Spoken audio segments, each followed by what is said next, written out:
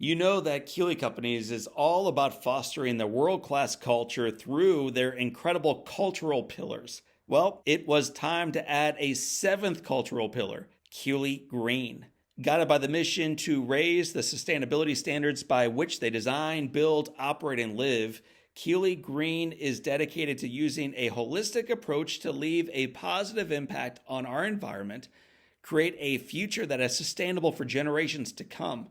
In the words of Rusty Keeley, we are just getting started. You can learn more about that just getting started mentality and all the work they do by visiting my friends at Keeley Companies online at KeeleyCompanies.com.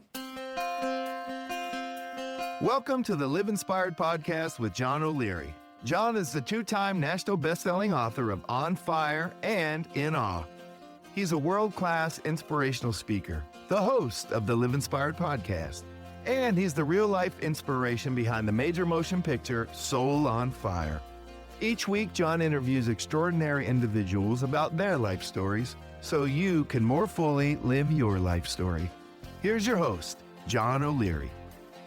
Hello, my friends, and welcome to the Live Inspired podcast with John O'Leary. Our guest today's name is Glenn Sturm. Glenn is an attorney, he's an entrepreneur, he's a photographer. He's also a cancer survivor whose life changed forever after receiving a stage 4 cancer diagnosis nearly 2 decades ago. You heard that right. It ought to give all of us hope. Here we go. What was once a restless pursuit of professional success for Glenn became an invitation to slow down, to refocus on what mattered most, and to live with greater purpose and greater gratitude for the life he had. Well, that life he had has turned into years of treatment and setbacks and unexpected joy. Glenn has become passionate, though, about advocating for holistic cancer care, meaningful relationships, and finding beauty, even in the most difficult of situations and seasons. Today, Glenn shares how cancer unexpectedly freed him from an exhausting cycle of overwork, rediscovering ultimately photography, chasing solar eclipses, and ultimately igniting a sense of wonder and life-changing impact with a strong support system.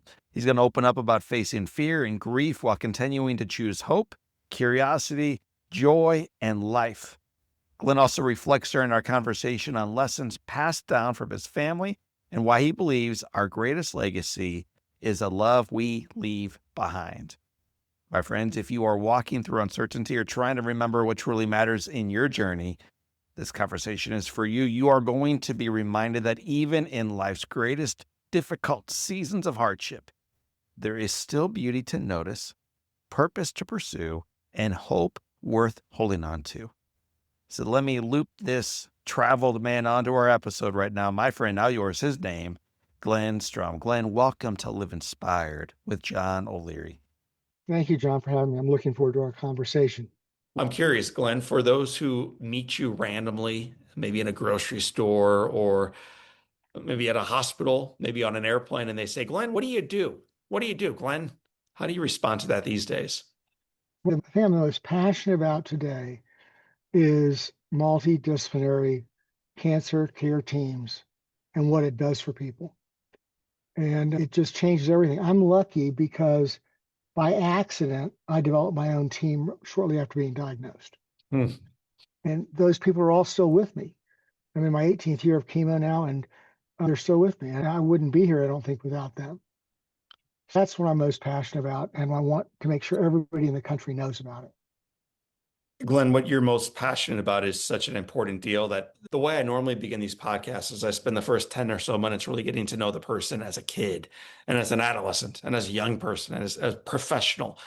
And we could spend at least that much time getting to know you in any of those areas of your life. But it's the call that began to change your life. So here you are, you're an attorney, you're a pilot, you're an officer, you're a business leader. And then your life changes when you get the call. Take us back to that moment. Well, first of all, it was a total shock. I was in the Atlanta airport at gate B13, flying to Raleigh, North Carolina to give a presentation. I was doing it for a partner who had rejoined our firm. And I'm up there and my phone rang. And back in those days, you didn't get the number of spam calls we all get today. So I actually answered it. And it was a doctor. And she said, Glenn, biopsy results came back and they're positive for cancer. Well, this is a woman who I had done triathlon training with. And I know most of my partners in the workouts were MDs. And I thought for a second, I said, oh, this is malarkey. This is a bad, bad practical joke. And I said, okay, who put you up to this? And she said, what do you mean, Glenn? I said, come on, we all know, was it David? And she said, Glenn, the biopsies came back. I said, what biopsies? She said, well, the ones we did in December. This is January 21st, actually. And it's like, you got to be kidding me. And so it was like just out of the clear blue. And so I spent that day flying up and giving a speech that night. They told me I had to come back the next day for additional biopsies. And so they did additional biopsies, and within 3 days, they confirmed it. And they said I had to see a specialist because the type of cancer I've got is pretty rare. And it's an incurable type, but a fightable type. And so I flew out to see my wife at the time and my son. And then the following weekend, I did the same thing. And I was getting off the plane, and it was just a lot of confusion. Right. But I got off the plane and I walked down the stairs in Jackson, Wyoming. And I was so excited to see my little guy. It was black ice, and I slipped and fell and heard this loud pop. And I tore my ACL. And I'm sitting on the asphalt or concrete at the airport. And I said, what else do I have to deal with? And at that time, something my daughter told me years before popped into my head. And she said to me one day, Dad, the ambulance is gone. And I'd been complaining about her car wreck. And she was right. I was wrong. And I was sitting there laying down. I said, look, I don't know how long I've got, but I'm going to make my life the best it can be for the rest of the time I've got. Mm. And I got up, hobbled in. I ended up being MRI with a radiologist that had the worst knees he'd ever seen, but he didn't do the diagnosis. I got back to Atlanta a day or two later, and I had a torn ACL. And that was actually very beneficial because it helped put the cancer care team together. And how was that? I mean, the first person that was added initially was a psychiatrist because I'd gotten served with divorce papers. My dog had died, and my mentor had died, and my dad was very ill. And my GP said, you need to see a psychiatrist. And I did. And she's the second person, and she took care of helping me through a side effect of cancer called cancer fatigue syndrome, which I was diagnosed and ended up being diagnosed with narcolepsy as a result of the chemo and that. And so I got my energy back. But when I had the surgery, the insurance company approved physical therapy forever, basically. And every Friday, my physical therapist would take a picture of my skin and write a report to my principal oncologist. So there was this total communications loop almost immediately. And that, first of all, gave me a level of confidence that I didn't have before. Right. And secondly, it created a multidisciplinary team where people are looking at it from a different perspective. Mm. So that all came about because of that, coming off that airplane too fast and slipping on black ice and tearing an ACL. So, brother, you have a torn ACL, a cancer diagnosis, the diagnosis of, in finger quotes, incurable cancer. Right. And eventually these physicians are going to tell you that, generally speaking, you probably have 2 years left to live. Well, I never asked the question, but my daughter did. And my daughter was told 2.5. I had 2.5 years.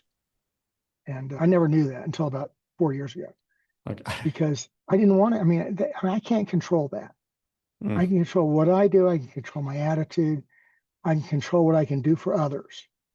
And if you spend your time helping others, it has an immense impact on you with cancer. There's a new study from Europe about quality of life and longevity. And basically, and this is being simplistic, but for every 10% increase in your quality of life, you have a linear increase in longevity, no matter what kind of cancer you got. Wow. So talk about that for a moment. How do you increase your passion and your purpose behind life then? So it seems like that's one of the things we should focus on. well, it is. When I first started, I lost my job because I was doing big deals and stuff, and the insurance companies didn't want me doing billion-dollar transactions and missing something and causing Mm. everybody a lot of liability. So what was I going to do next? I mean, I can't sit still.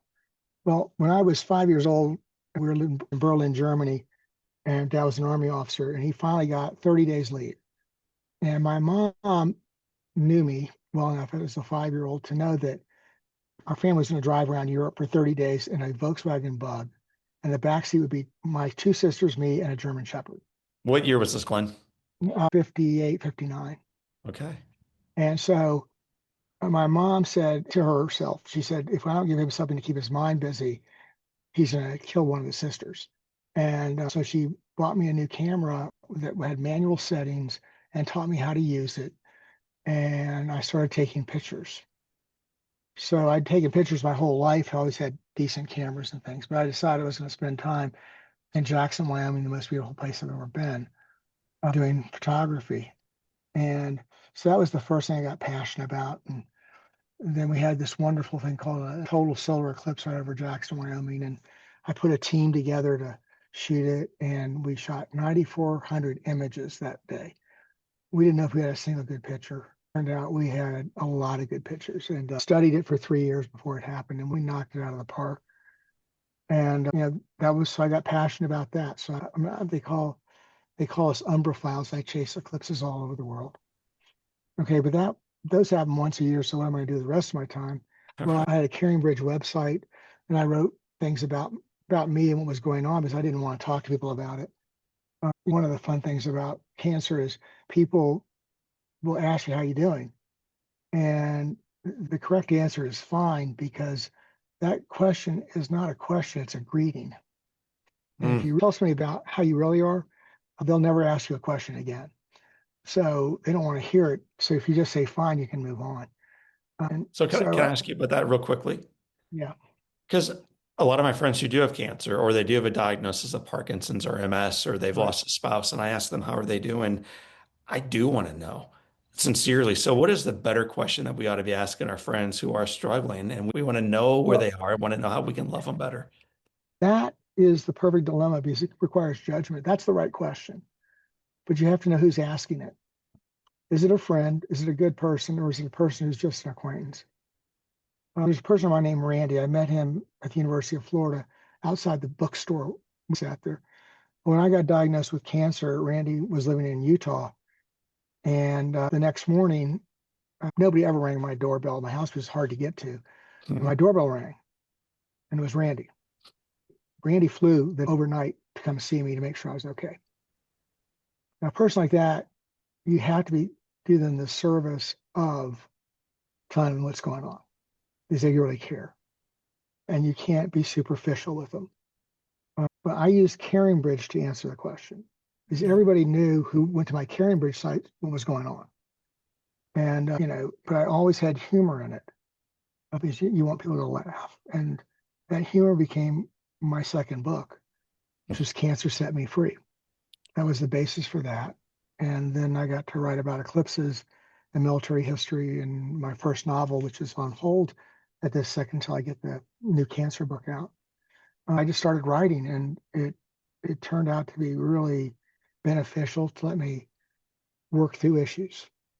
And one of the things at the beginning of my book, I said the book's dedicated to those people who try to make the world a better place. And I love meeting those people. And we're hopefully doing a TED Talk in the near future about something that I learned in this process. When I was at the law firm, there were two of us who basically ran the firm, head of litigation, and myself. And as you can imagine, in a big organization, there are conflicts about compensation for everybody, except for the two of you. One day I looked at David and I said, David, you and I never have disagreed when we had the same information. When we have different information, that's when we have problems. So I said, if we can agree on our information sources, we won't have arguments anymore. And about 6 months ago, I got an email from him, and then we talked, and he said that was the most important thing that happened to the firm, that conversation. So my son, who's the smartest guy I've ever met, and I would argue all the time. So we've got a new way of approaching things that I mandated. And that is we had to agree on everything we agreed on first. And once we agreed on everything we agreed on, then we could start working on areas where there were holes in our information. And after we filled those holes in our information out, we could figure out what, if anything, we really disagreed about. So we're working on a topic that a really smart guy who's on several TED Talks and I are going to have different perspectives on and try to zero sum game to look at a new way of conflict resolution. Again, just trying to make the world better, trying to help. There's an expression that I've heard you use in several conversations, and I think it shows up in several of your books too. This idea of Sturms never quit. Tell me where that comes from and what does that mean to you? It's actually more fundamental than that. My dad was an 18-year-old second lieutenant in World War II. Imagine he's a ranch kid, farm boy from Texas and Oklahoma. And he goes in the military and he does really well and he gets promoted. And he goes to Europe and they make him a company commander at 18. Well, during the Which, by the battle way, of is a hugely dangerous position in addition to an incredibly meaningful one to find yourself. during the Battle of the Bulge, the battalion headquarters was wiped out. And Dad is now a first lieutenant and assumes command at the age of 19 of an infantry battalion on the front line in the Battle of the Bulge. Dad didn't know how to quit, period. And so the Sturms never quit thing, it's not just don't quit. We don't know how to quit. It's just not in our DNA. And when you look at the military, the SEALs are the ones who talk about it. The Army, we don't talk about our stuff very often in the Army, but the SEALs make it really easy to ring the bell. It's so simple, okay? Because all they want to do is identify people who will quit. If you've got that and don't know how to quit or never quit in you, it just changes everything. And so I've got my dad to thank for it. And maybe my son would say to me that he wished my dad had never said that before, but I think it came from his dad too. But it's not a hill for a climber is another thing I love. If you decide you're going to climb a hill, you That's a climb good it. one. And then what I try to tell people is only you can stop you. Nobody else can stop you. You have to make a decision to stop.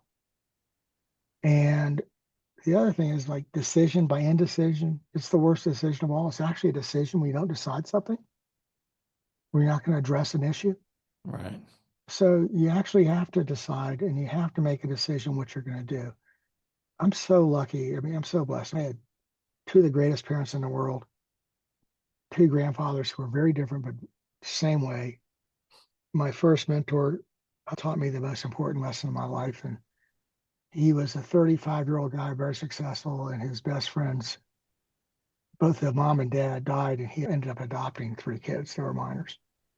And he told me one day, his name was Ray Daniel, and he's been gone for a while now, but Ray said, Glenn, he said, you're really smart, everything else. But if you don't learn how to get along with people, understand that people might not think things as quickly as you do. And if you're not as considerate to them, he said, I know you're a good guy, but you need to learn this lesson. Mm. And it was probably the most important thing ever. And then my next mentor was Dan Hodson. And he ran one of the largest law firms in the South for 30 years. And the last 10 years of his life, his office was right next to mine. And I mean, so I'm so blessed, it's kind of crazy. All these wonderful people, they all taught me the same thing. Only you can stop you, but you have to have your ears open and your mind open to everything. Mm. You wrote a book called Cancer Set Me Free, which is an unusual concept. So my first question around that is, what did cancer set you free from? Well, it's funny. It is probably the least asked question I've ever asked. But what happened was I had a great job. I was highly successful, living the dream. And my firm was so patient with me, they let me do anything almost. But it was like, I had a new client one time, one of the biggest corporate raters in the world. He called me up on Sunday morning at 7:30 in the morning because he knew I was going to be in my office because he checked me out. Think about that, 7:30 in the morning on a Sunday morning, we were working. And what I wasn't doing was taking care of myself and the holes in my swing. I was so successful in some ways, there were holes everywhere. So when I had to quit working, I had time to contemplate what I'd missed, and it was a lot. And I was probably 3 or 4 months into that process of evaluating, and I sat down on a plane on a flight to Washington, D.C., and this large evangelical preacher had the seat next to me. So I was hunting for my headsets to put on, but I didn't want to spend the whole time. And he said, "How do kids spell love?" I'll never forget this. He said, "It's Time. Not quality, it's quantity. They want every second of your life. And if you give it to them, they'll be there forever." And boy, was that the smartest advice I ever got. So by getting cancer, I got to leave the 80-hour weeks. I got to focus on my kids and focus on helping others. And it's been the most rewarding thing you could ever imagine. I joke with people about it. It's been 18 years now since I've got a paycheck, but I'm still doing okay. And I'm, celebrating life every day. And I mean, how else do you describe that? By being set free. You didn't know it, but you received a diagnosis of 2.5 years of life. You're now dancing toward your second decade of life since that decade. And you become, like it or not, an expert in this space of what to do after that diagnosis shows up. So, what's the very first thing that we patients should do when we hear the diagnosis cancer? What should we be asking our doctors? Well, that's the reason I'm so passionate about this. I mean, the mortality rates for people with a multidisciplinary cancer care team, the survival statistics range from a 4% reduction in death to a 90% reduction in death over different cancers. So the question should be, the most important question should be, does the hospital and doctor I'm working with offer a multidisciplinary team? If they do, wonderful. Make sure it's real, not just in words. If How do you know don't, that? So okay, well, if they say, yes, we do. well, you asked a couple questions. So I'm talking to one of my surgeons. I've had 55 surgeries, but he was talking, and I said, "When did you guys start doing multidisciplinary treatment?" And he said, "Glenn, who told you that?" I mean, just snapped at me, like, asked me a hard question, like some kind of secret. I said, "Well, you said this, and this, and that means to me you're doing multidisciplinary." He said, "You said nobody told you, you just figured it out." I said, "Yeah." He said, "Well, it's really hard. Who's supposed to be on the team?" I said, "Go to email and look at the email I just sent you." And it was a list of the people on a multidisciplinary team, the specialties you need. And at the time, it was 43 or 44, and there are now 50 specialties. And so who are all these people on a multidisciplinary team? Well, you start with your oncologist. I think the second person needs a psychiatrist. And the last person that you'll probably want is an art therapist. But it's everybody in between.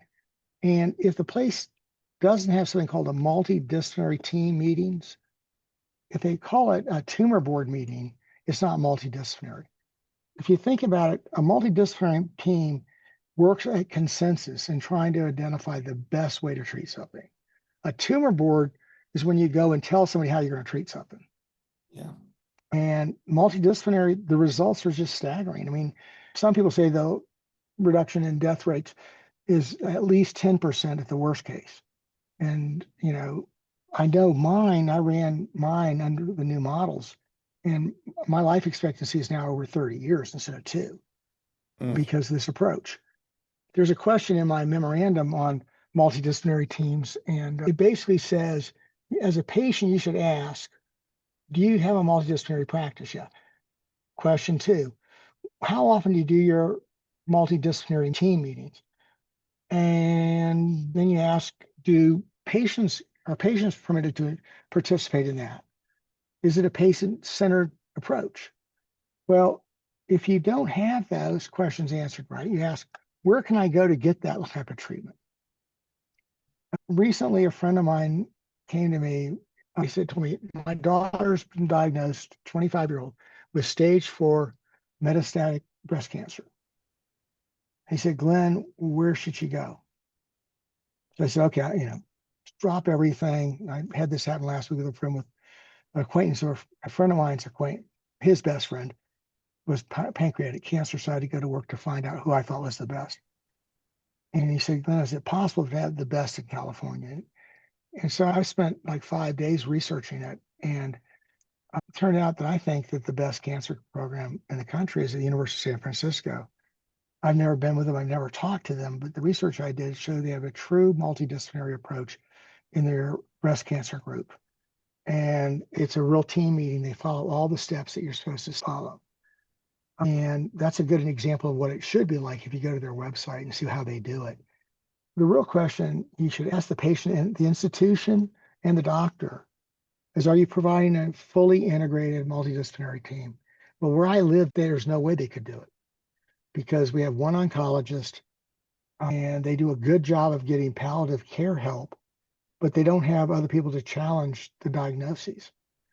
And it's not negative challenging, it's positive. It's just trying to get the best results. So how often in multidisciplinary do those results of the diagnosis or the treatment change? Well, it's about 33 to 35% times the diagnosis change, and another 33 to 35% of the time the treatment regimen changes. So on average, it's about 50% of the time the initial diagnosis or treatment is changed. Okay. And that should tell you everything you need to know. You know this, I've got 6,000, almost 500 days of oral chemo now, and over 600 days of IV chemo. But I'm here because of that. And the only reason, but that's a protocol that would have never been accepted without the person being the world's expert in it. John, I mean, So you have a family motto and it's in your DNA. And yet any of us who have ever gone through chemo or love someone who has knows that it is unbearable. And when you've been through as much of it as you have, it's easy and understandable if someone wants to wave a white flag. well, Besides the family motto, man, what keeps you going forward? here's the thing. There are two primary things that cause problems, I believe. And it goes into the longevity issue, is cancer fatigue syndrome and chemo burning. Okay. CCRI and cancer fatigue. Well, if you're not fatigued, it means you'll get out of that lazy boy or that bark lounger and do things. Okay. And if your mind still works, you can do things. And the minute you improve the quality of life and get rid of the side effects, Right. it changes everything. Because then you're living a quality of life for as long as you've got. That's the life you want to live.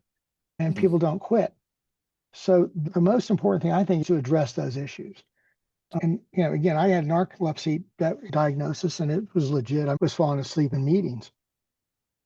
And I mean, I take a medicine now that addresses that. And my mind's just as sharp as it was beforehand, maybe sharper because I'm listening better.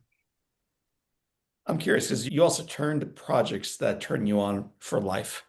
And one of them is laying below a dark sky and looking up. And what is it that you found in looking up at a dark sky that teaches you about suffering, about recovery, about healing, about life? I love eclipses. The thing about eclipses is when you're shooting them, you really don't get to experience them much. But the night after every eclipse is a new moon, which means it's pitch black. And it means that you'll see the stars and how many they're out there. People have seen a couple of my Milky Way pictures. I don't show a lot of them, but because everybody wants to see the eclipse pictures. But one person estimated well over 1 million stars in one picture. And you look up at that and you can see it when you're taking the pictures because you're using a wide angle lens. And if you don't believe there's more to life than what we're doing in a lot of the silliness that we approach on this earth, something's wrong with you. You have to understand how beautiful it is. And it just settles you. I mean, it's just amazing. So there's been an evolution for me. And that's part of the neatest thing that's happened to me is I've got 3 kids and then I've got 1 grandson. And Sam and I are close. I mean, and we're going to get closer soon because we're going to look a lot closer. But Sam has rules. One of his rules with his parents is that neither one of them can come visit me without taking him. Okay, well, that gives you something else to live for because you get the chance to make memories. And to give you an example of that, during the early right before Vietnam got big, my dad was in a meeting at Fort Benning, and the chief of staff of the Army was in the meeting. It was my dad's unit. We were talking, and my mom called up and said my dog had been sick for a while. I was old. That's the only dog I'd ever known. And he died that morning, and I was at school. And yeah, my mom picks me up from school, and my dad, it's reported to me, as said that he had to go to a meeting at about 10 o'clock in the morning. He had to leave the chief of staff of the Army. And he turned the meeting over to his XO. And he came home, picked me up, and took me out and bought me a new puppy. And then took me home. Now, this is a guy, a warrior. What he went through in World War II and then Korea, I can't imagine. Right. And he takes time off from his career to go take his son to get a new puppy. Mm. And it taught me one thing. I said this, something I'll never forget. But the other thing was, no matter how much of a tough guy my dad was with me, I knew the rest of his life that he loved me. So last year, Sam's mom calls me up, and Sam's dog was 17 years old when he died last year. And I told my daughter, you go get Sam, go get him a puppy. She said, Dad, that's ridiculous. I didn't tell her the story. She'd never heard it. So I hunted and found one just like Benton was at the rescue. And I called her and said, I found it. And she said, Dad, you just stop with this, okay? I said, Beth, listen, I told her the story. I said, at the conclusion of it, I said, now you have a chance to make a memory, a multi-generational memory. And you can carry on my memory. And she got Sam and got her husband, and they hunted and found the right dog. And she later told me it was one of the best pieces of advice I'd ever given her. But that means I'm lucky, though, because I had great parents. Mm. And so the reason I'm able to do what I do today is in large part because I had great parents. I was sort of blessed that way. And you just did a beautiful job talking about your grandson, about your about your family, about your parents, about your service, about his service, about loss, about life. And what led into all of that was you looking up at a dark sky and seeing a million stars. And there's a quote from one of your books. I wrote it down. I wrote down more than we could talk about on this call, but this one was great. So tell me what you mean by this. The universe has a way of making our problems feel both smaller and more meaningful. Okay, our problems are real. Okay, and the solutions a lot of times are easy. What's hard is we all worry about the side effects, the ancillary damage. But when you look at the stars at night and you see how the depth of it, you start seeing the clouds in the sky when those are really millions of stars that form that one cloud. I mean, you start thinking about it and you say, oh my gosh, what's going on? And it makes you realize how small we are, how small our planet is. Now, that doesn't change how important things are for you and your family. Right. They are important, and you got to take care of them. On my rule about putting a smile on somebody's face every day, there are a couple of rules. I said, first off, we must all give hope for a better yesterday. We can't change it. We can change the future, but we can't change yesterday. I'm putting a smile on somebody's face every day. If you change one person's life, you can change history. And one thing that's not new, but in all the businesses I've run or owned or anything, we have a question I want everybody to ask themselves on the way home from work every day. And that's, what did I do today to make somebody's life better or their job easier? Yeah. When you start being able to ask yourself that question, you're going to start making other people's lives better. And that changes everything. It puts things in perspective. We all have problems. Everybody's got problems. But when you have other people who help you and help you solve problems, that's the wonderful addition in life. And that's where you become content. I concluded about 2 years into my cancer that I was probably the most content I could ever be. Didn't mean I'd have a lot more things to do, but I knew I'd done the right things after I was diagnosed. Well, there's going to be folks listening to our podcast who they've just hung up the phone from that diagnosis and their mind is spinning and they're not sure which way is up anymore. They're not sure what to do next. So when you speak to them and you're speaking to them right now, what encouragement or advice would you give them? What's their next right step? This happened last week, and the guy's got pancreatic and liver cancer. And I had the privilege of telling him that his survival rates had gone up dramatically. So instead of having a 2% chance of living, he probably had a 10% chance. But I said, there's somebody there who gets the 10%. That's a human being. And I said, take care of your family. Understand that the person who has this the hardest is not you, it's your caregiver. And nobody thinks about them. They all think about you, but nobody thinks about the member of your family who's taking care of you, helping you, can't solve the problem. They've got an insolvable problem for themselves. And if you love them and show them your love and don't view it as a pity party, but you view it as an opportunity to help, it changes everything for you. You're going to increase your likelihood of survival. You're going to increase the likelihood of having a high quality of life and understanding that every day is a gift. And when I first got diagnosed, I read an article by a gentleman, and he had my cancer and it lasted 6 months. And before he died, he wrote a thing that said how lucky he was. And I'm sitting there saying, how lucky you are. You gotta be kidding me, dude. I mean, you're dying in 6 months and you're how lucky. He said, yeah, he had 6 months to make his relationships whole. He wasn't like his friends who had died in Vietnam or died in a car wreck or died in a heart attack. He had 6 months to do things right and to try to make the family better. And when you look at it that way, you'll understand that every day is a gift. And every day we should approach it that way.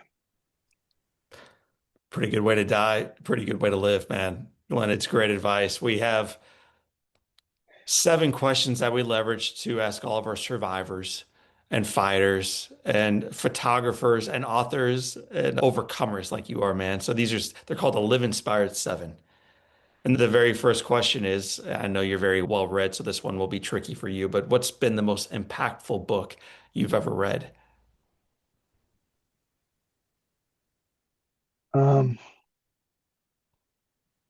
This is going to be kind of different. Winds of War and War and Remembrance. Herman Walk's book about the prelude to World War II. Why'd you say that? Why that one?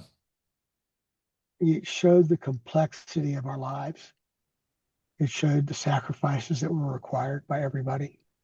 He's a forgotten author, but he wrote the book called Exodus too. And after the aftermath of World War II and the founding of the state of Israel. What I came away from that was don't be judgmental. I mean, eliminate judgment from your life because you have never walked in that person's shoes. What's one positive characteristic, one brilliant trait that you possessed as a young boy that you wish you exhibited as brilliantly today? I was told when I was a little boy, all the way through the time I left the law firm, that I had the attention span of an adolescent fruit fly. What it meant was I was curious. Right. And that curiosity has served me incredibly well. And the one thing I've learned to complement that is patience. And be patient with yourself, because when I get upset these days, it's upset with myself because I've missed something or haven't done something right. But my little guy was very much innocent, and I went to 12 schools growing up, and I thought that was normal, but it gave me other skills. And I missed a lot of things, but it gave me other skills. So there is balance in the end. If your home caught fire today and all living things were out and you have an opportunity of running back in and grabbing one item physically, what's that one physical thing you'd come racing back outside with?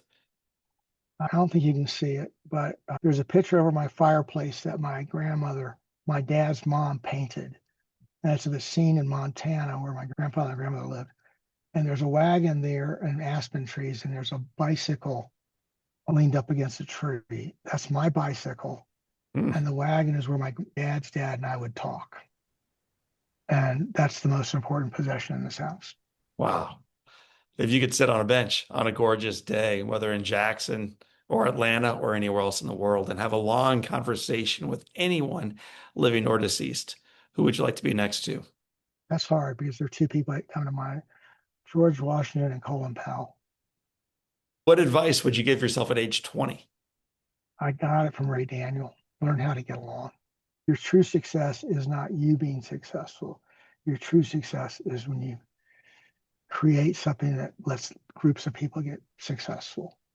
One of the great stories is one of the companies that I was one of the founders of that went public. We had, like a lot of the companies, we had young CEO. Yes. And the young CEO was very difficult to work with because he was bounced around. So we got this incredible executive assistant for him, and she got stock options. And when the company went public, about 18 months later, I resigned from the board before we went public. But I got a phone call from her that said she'd quit and she sold her stock, and she had 20 million bucks net from her stock. And she wanted to apologize to me for doing that because she knew I had been instrumental in getting her a lot of the stock. And I just started laughing. I said, "What are you going to do now?" She said, "Raise my grandbabies." Hmm. And I said, "That's the best business day I've ever had in my life." Still just smile every time I think about it. But we would not have been successful without her. And she got what she deserves, and that is such a rare event in business. I mean, I just love it. Every time I think about it, I start smiling. Glenn Sturm, rainmaker, attorney, pilot, soldier, officer, photographer, author, and a whole lot of other job titles, including grandpa. It has been said that all great people can have their lives summed up in one sentence. How would you like yours to read? One thing I've asked people to make sure I'm doing is that when I die, if they say I was a good man, a good guy, it'll mean it was a success. I did my dad's eulogy, and I said, I'll never be half the man my dad was because I've never been tried like he was. Mm. I mean, imagine what he went through. But if you're a good person, a good guy, and that's my objective. It's not about money. It's about being a good human being and trying to help others become better human beings. Glenn Sturm was a good human being, and whether fighting for his nation or fighting cancer taught the rest of us that we can do likewise too. And Glenn, I want to thank you for your life story. I want to thank you for getting a diagnosis of 2 years until you die. And here you are moving toward your second decade of teaching others how to really live. It's an inspiring story, man. Thank you. I'm blessed, though. I'm just so blessed. My friends, that's part of a life story. It's a reminder, though, that it's time for us to start living our life story. Don't wait. Don't complain it away. Don't wish it away. Embrace the gift of today. It's all you got. So for this time, and until next time, my name is John O'Leary, and today is your day. What a gift. Live with your soul on fire.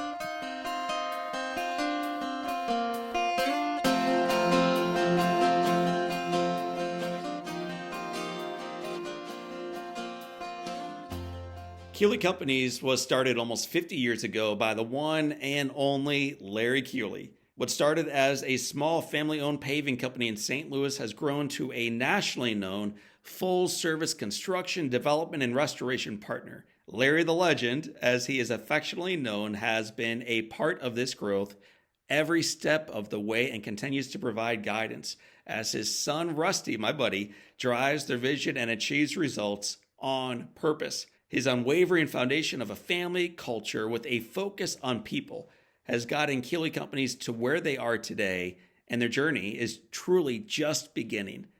To learn more about Larry the Legend and Keeley Companies, check them out at KeeleyCompanies.com.